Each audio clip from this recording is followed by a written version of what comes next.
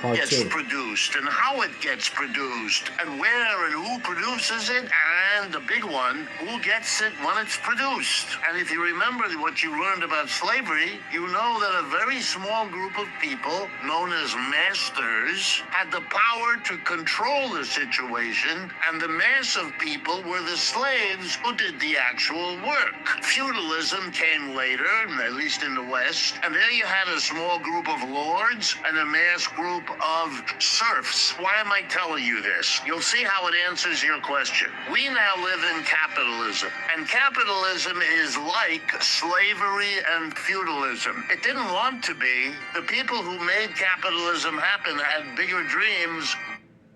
Capitalism, key word, which is like slavery. You know, we have this illusion in our mind that because we got a job and we go to work, you know, we are free. The owners of the companies make the bulk of the money. They make the bulk of the money. You're only getting paid for your time, but you're giving more than what you're actually putting in. You're giving your time, your mental energy, right? You're giving your spiritual energy and your physical energy.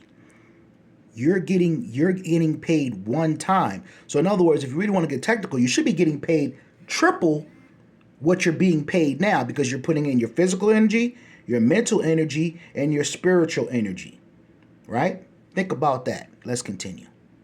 Better dreams, but they ended up replacing the serf or the slave with the employee, and the master or the lord with the employer, and therefore inherited and maintained the fundamental inequality. The U.S. Census tells us that 3% of Americans are employers. The other 97%, you, Egberto, and me, we are employees.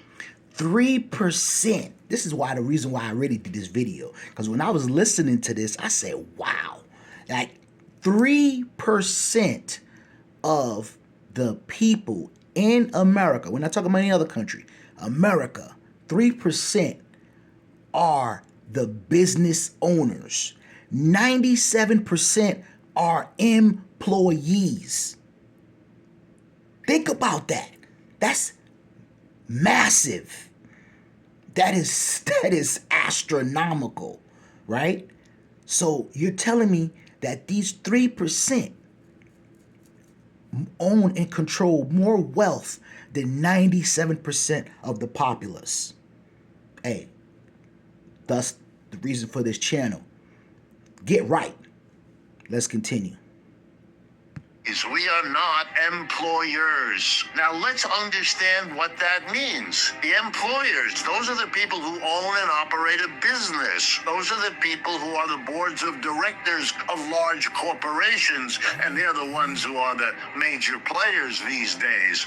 Those are the employers, because capitalism gives them the position to decide what gets produced, how it gets produced, where it gets produced, and what's done with it when it's distributed. These employers have done something which surprises no one. They've taken the bulk of the output and given it to themselves, just as the mass taking the bulk of the output and giving it to themselves.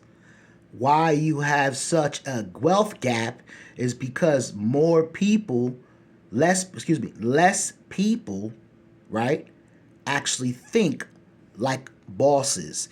People get on this internet, there's so many people get on the internet talking about they're a boss this and they're a boss that.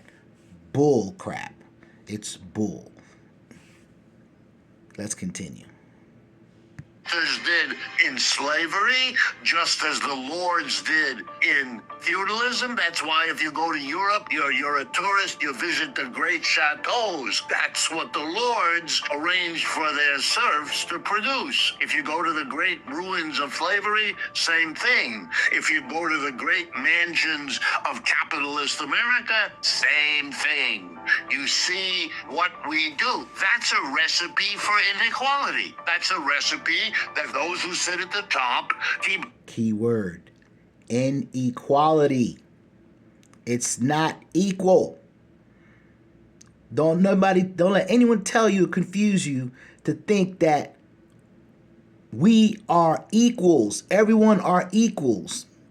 No, it's not true. Let's continue. Enriching themselves. Let me give you the latest numbers that come from Oxfam in England. That's that charity that keeps track of global wealth. We've been doing it for a century. It's the most reliable source of data. They tell us that of the roughly 3,000 billionaires in the world today, that's all. We have 7 or 8 billion. There are only 3,000 billionaires in the world. And I think the world population is about 8 billion. Last time I remember, it might be more, but last I remember it was about 8 billion people on the planet. And you're trying to tell me only 3,000 of them own companies? Wake up. Here's another thing too that people don't factor in. Majority of businesses fail within the first 5 years. They fail within the first 5 years. Why? Due to lack of financing. Thus, the reason for this channel, Alternative Funding Solutions. You guys need to wake up and subscribe to this channel here. I'm trying to give you guys the jewels while you wasting time on these other channels, people talking nonsense about things that's irrelevant, that's not going to help you in your everyday life. I'm a real person, right? We can make arrangements and we can meet face to face, right? That's how real it is. Let's continue. People, but we only have 3,000 billionaires. Now, right away you can say, warning, what you're about to see. We only have 3,000 billionaires. Now, right away you can see what I'm coming to. Well, over the last year, they just released their report. Those 3,000 people taken together increased their wealth by $6 billion a day. 3,000 billionaires across the planet have increased their wealth by $6 billion a day. You over there fighting with your neighbor or the dude or girl up the street, right? Y'all fighting over whatever petty situation y'all fighting over, while these people are behind the scenes making billions of dollars a day, right? You're wasting time sneaking around trying to get laid with the person you shouldn't even be with, that you're not even married to. Wasting time. They're making $6 billion a day. I think that's enough said. Let's continue. For the 365 days of the year, they became collectively much more wealthy. And you know what that means in simple English? That the inequality of the global capitalist system is making itself worse. We are on a death trip of inequality. And the history of the world... A death trip of inequality. That's what's happening right now. It's a death trip. Because you think that, they're going to take the foot off their gas and let's make less money because we need to make sure everybody else gets more. You really think they're going to do that? I'm not going to lie. I'm in a position to be able to put my foot on the gas. You think I'm going to not put my foot on the gas and keep going? Y'all need to get it together. Let's go.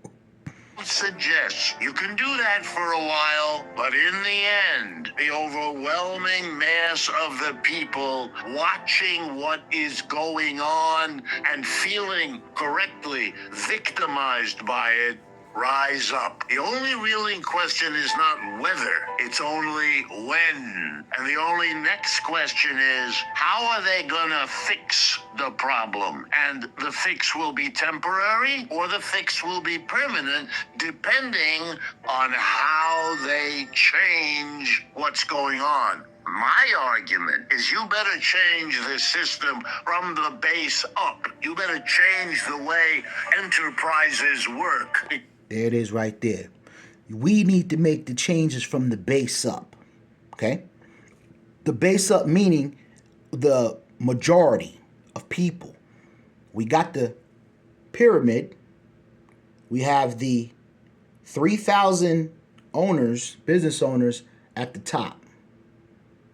And at the bottom half of the pyramid, who's actually keeping the foundation up and running, the workers, make no mistake about it, the workers make this country stand. Without the workers, it's nothing. But if they keep siphoning from you and you can't pay your bills, how are you going to be able to survive? So there has to be a change from the bottom up, because the people at the top, they're comfortable. They're making multi-billion dollars a day, a year. You know, there's people in the middle who's making hundreds of millions of dollars. They're comfortable. You think they're going to stop doing what they're doing? No. They're going to keep pushing, right? But who's going to really feel the brunt of it? The people at the bottom. Unless you guys decide to take control and move up. Or come together. Work with your fellow man and woman. Come together. Get with me on this channel. Subscribe. So that way we can come together and we can make things happen. I got a lot of things I'm working on right now. And obviously, I can only do so much myself. But I'm willing to work with the people, right? I'm willing to work with you guys if you guys are willing to work with me.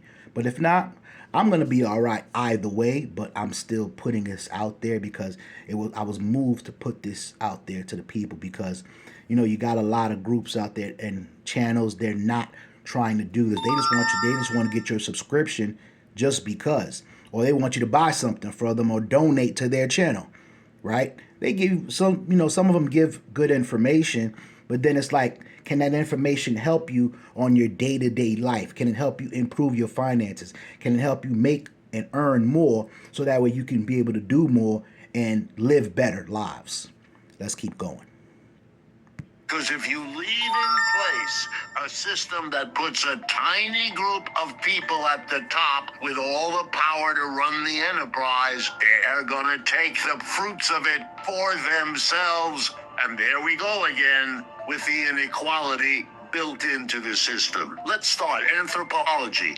It tells us that before slavery in most parts of the world, you had what I called earlier village economies. There were no masters in those villages, no slaves. Nobody owned anybody else. It was done as a collective. Sometimes they said, well, the older people, because they've been around a long time, have a kind of wisdom. So they would turn to the elderly for helping solve the community's problems. But there was a notion that we're all in this life together. We all need each other every day, help each other grow our crops, find our animals, deal with our children. Phrases like, it takes a village to raise a child. That's a remembrance in the human experience of how we used to do it. We did it as a group of equals, and anyone advantaging themselves at the expense of the group was seen to have a mental problem,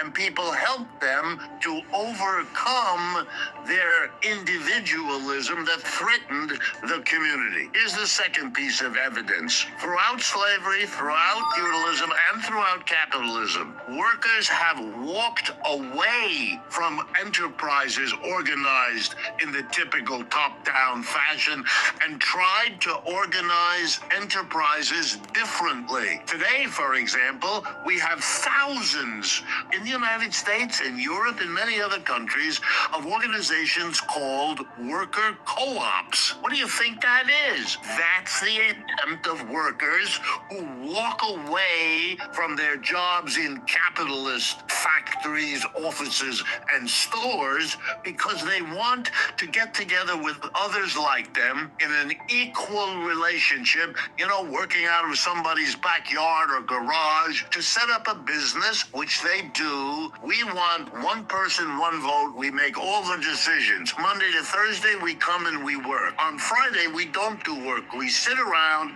and we talk about this business, how we want it to grow, how we want it to work, how to resolve tensions that exist amongst us. But it's all done in a collective way. There's no master, there's no employer. Questionnaires to my students in my classes, in all the American universities I've ever taught in. I hand out at the beginning of the semester a little piece of paper, and I say to them, give me your name, what year you're in, what you hope to do in your life, so I have a better understanding of the audience I'm trying to teach. And one of the questions I ask is, what do you hope to have as a job 5 years after you graduate? I teach in the state of Massachusetts most of my life, but the majority of my students have always said, I want to be self-employed. All right, let me tell you what that means. It means